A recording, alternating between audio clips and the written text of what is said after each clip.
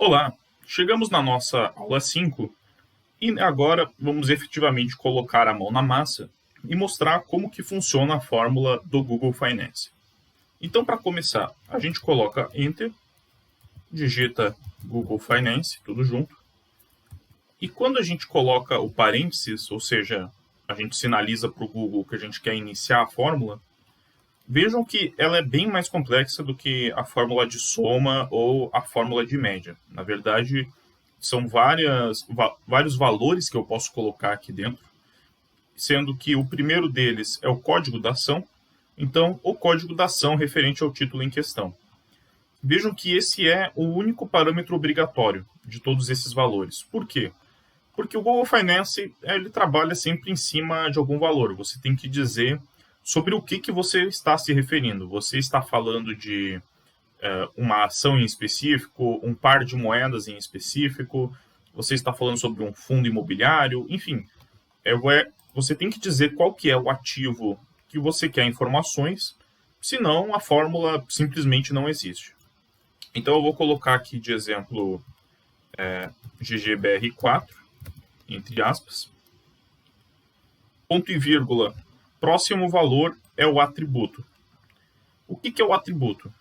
Quando eu puxo uma ação, se eu apenas coloco o código da ação e dou Enter, por padrão, isso vai me retornar o preço da ação, o preço mais atualizado disponível para essa ação. Porém, eu posso pedir para o Google me retornar outras informações além do preço. Pode ser que eu não queira só o preço, eu queira saber a variação, ou eu queira saber qual que é a alta do dia, enfim. Então, para saber quais são a lista de atributos disponíveis, você vem aqui na question mark, expande a seção de ajuda. Aqui embaixo tem um botão de saiba mais, que quando você clica vai abrir essa modal de ajuda. E bem lá, aqui já está descrito todos os atributos, né? Então, o volume, preço da alta no dia atual, preço da baixa no dia atual, preço de abertura, preço, horário de negociação, atraso dos dados. Eu não vou entrar em muitos detalhes agora, porque a gente vai ter uma aula específica só para falar sobre eles, que vai ser a aula 7, mas é suficiente dizer que a fórmula tem uma vasta quantidade de atributos disponíveis que você pode utilizar. Mas por hora a gente vai trabalhar com o mais básico de todos, que é o atributo de preço. Lembrando que a fórmula do Google Finance, ela, se eu não colocar nada, se eu não colocar nenhum atributo, o Google vai entender que eu estou querendo perguntar qual que é o preço. Esse é o padrão do Google. Então, na verdade, não faz diferença eu colocar GGBR4 e depois o preço, ou simplesmente deixar sem nada e deixar só GGBR4. Vai retornar a mesma coisa no fim das contas. Próximo parâmetro, mas eu vou deixar preço só para exemplo ilustrativo. Ponto e vírgula, próximo parâmetro, data de início. Aqui, o que acontece? O Google Finance é uma fórmula complexa porque eu posso tanto querer uma informação de célula única, como o preço, que só preenche uma única célula, como eu posso querer também uma listagem de valores históricos para esse ativo. Então, o Google permite que eu possa botar entre uma data até outra data e ele me informar qual que é toda a variação de preço que teve entre essas datas. Então, por exemplo, eu vou colocar aqui o começo do mês, 1º de agosto de 2021. Opa. Data de término ou número de dias. Eu vou colocar 10 dias, tá? E intervalo,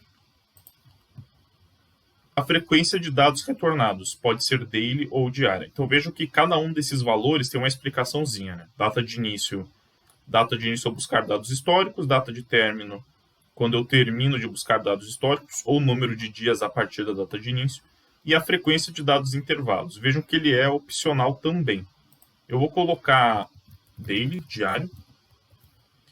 Quando eu fecho a fórmula, peraí, deixa eu só subir aqui, meu rosto deve estar apagando um pouco. Quando eu fecho a fórmula, ele me retornou certinho todos entre essa... ele me retornou uma frequência de 10 datas a partir do dia 1º de agosto de 2021. Qual que foi o preço de fechamento, close, dessa ação em cada uma dessas datas. Então, bateu aí 10 dias certinho aqui embaixo. Eu poderia ter também colocado uma data exata, por exemplo, 20/8/2021, e ele teria me puxado certinho do dia 1 até o dia 20. Eu poderia não ter colocado o atributo de daily, que continuaria igual, porque por padrão ele vai mostrar como uma frequência diária, ok? E se eu quisesse ter colocado o parâmetro weekly, aí ele teria me mostrado apenas 2 valores, que seria apenas 2 semanas, né? Qual que é o valor dessa semana, qual que é o valor na outra semana. Então ficaria apenas uma frequência semanal. Então basicamente é isso. Eu vou mostrar um outro exemplo também de fórmula que o próprio Google Finance possui, porque lembrando, né, todas as fórmulas que você usa no Planilhas Google, ele tem uma fórmula de exemplo aqui. No caso deles, convenientemente, eles colocam uma fórmula com a própria ação do Google, GOOG. Esse é o ticker deles. Então, eu vou copiar essa fórmula, só para mostrar como é que ficaria de acordo com o próprio exemplo deles. Deixa eu fechar aqui.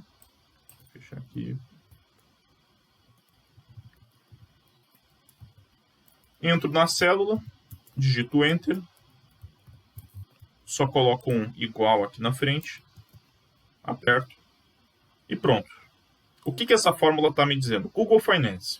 Eu quero, para o valor de ação do Google, para o valor de atributo preço, para o valor de data inicial 1º de janeiro de 2014, para o valor de data final 31 de dezembro de 2014, com uma frequência diária, ou seja, me diga o preço do Google durante esse ano diariamente. Então vejam que aqui está toda a listagem, aí de janeiro até o final do ano, e o atributo de preço, o fechamento da ação, né, em todos esses dias. Às vezes você pode notar que tem alguns dias que pulam, aqui do dia 10 para o dia 13, por causa do final de semana, então ele pula finais de semana, quando a ação não é negociada. E uma outra coisa interessante também é que você pode ver que a fórmula ela só existe aqui em cima, mas os dados foram preenchidos todos abaixo. Então, se você quiser deletar essas informações, você não precisa apagar toda essa coluna, todas essas linhas. Na verdade, você só tem que vir aqui em cima, deletar aqui, que automaticamente já vai deletar toda a informação abaixo. O que mais é interessante sobre a fórmula do Google Finance? Sempre que você digita ela, pode ser qualquer coisinha, pode ser algo bem básico. Google Finance, USD BRE. Pronto, está me dizendo que o dólar está a 5,38. Se você coloca qualquer coisa, embaixo automaticamente vai aparecer esse disclaimer, dizendo que as cotações não são provenientes de todos os mercados, talvez até 20 minutos de atraso. Os dados são fornecidos no estado que se encontra somente para fins informativos, não comerciais ou de consultoria, e um link para exoneração de responsabilidade, que a gente vai falar um pouco na próxima aula sobre a origem dos dados da forma. Mas basicamente esse disclaimer é aí um aviso legal que o Google colocou, para que, caso a gente tenha algum problema durante o uso do Google Finance, ou atrapalhe alguma operação de investimento, ou até a gente perca dinheiro enquanto estiver usando o Google Finance, a gente não possa culpar ou responsabilizar o Google, porque o Google está sendo bem direto de que, se der algum problema, não é culpa nossa. Luciano, mas esse aviso sempre vai aparecer? Sim, enquanto tiver o Google Finance, esse aviso sempre vai aparecer ali embaixo. Só tem alguns casos específicos que tem um truque para poder ocultar ele, que eu vou falar na aula 8, mas por hora a gente vai trabalhar com ele aparecendo ali embaixo também. Então, basicamente, você já entendeu como funciona a fórmula, e também é relevante mencionar que é uma fórmula tão versátil que nem sempre você vai usar todos esses valores simultaneamente. Então, eu vou até abrir aqui a outra planilha. Vejam que a informação de preço histórico, ela precisa de todos os valores. Então, se eu quero fazer essa listagem, eu preciso de data de começo, data fim, qual que é o ativo. Mas, por exemplo, essa aba de preço atual, eu só precisei dizer qual que era o ativo e qual o atributo que eu estava interessado. Se era alta, se era baixa, se era o preço de abertura, se era o preço atual. E mesmo essa outra aba de histórico, né, ela não precisa de uma data inicial e de uma final. Cada célula, vocês vão aprender depois, eu só precisei da data inicial. Eu queria numa data em específica, não de uma data até outra data. Então, assim, com o tempo a gente vai ver com calma tudo isso, mas não fiquem preocupados com a quantidade de variáveis disponíveis que tem nessa fórmula, pois é em alguns casos pontuais que você vai usar todas as variáveis possíveis. Na maioria das vezes, vai ser só ali qual que é o ativo e um que outro atributo que a pessoa está interessada, ou alguma data específica que a pessoa está interessada. Então, basicamente era isso. Um abraço e até a próxima aula.